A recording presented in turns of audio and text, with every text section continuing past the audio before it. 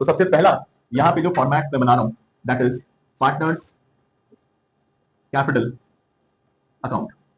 Partners capital account जिसका format होता है particulars A B C, particulars A B C credit, और यहाँ पे आ जाएगा आपका डेबिट। ये हो गया आपका पार्टनर्स कैपिटल अकाउंट का फॉर्मेट। सबसे पहली चीज जो यहाँ पे आती है आपकी, वो आती है आपका, सबसे पहली चीज जो आप लिखते हो that is your by balance brought down. So यहाँ पे लिखेंगे हम लोग सबसे पहले by balance brought down. By balance brought down में वही अमाउंट्स आते हैं जो ऑलरेडी हमारे पार्टनर्स थे पहले से।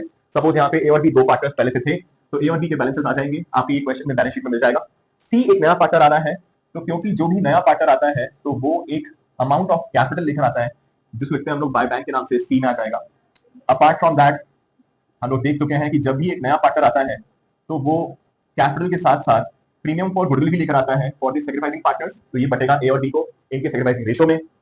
नेक्स्ट यहाँ पे जो आता है आपका, वो आता है रीवैल्यूएशन अकाउंट। रीवैल्यूएशन अकाउंट का अगर आपको प्रॉफिट हुआ है तो वो बटेगा ए और B old partners old ratio में।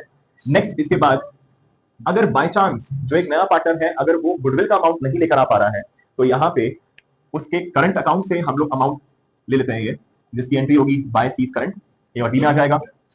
इसके बाद जो भी हमारे एक्यूमुलेटेड प्रॉफिट्स होते हैं, जितने भी टाइप के हम लोग पिछली क्लास में सीख चुके हैं, वो बढ़ जाएंगे आपके ए और डी में, अगेन दी ओल्ड पार्टनर्स। सो यहाँ पे इतनी चीजें आती हैं, इसको कर देंगे हम लोग क्लोज अप।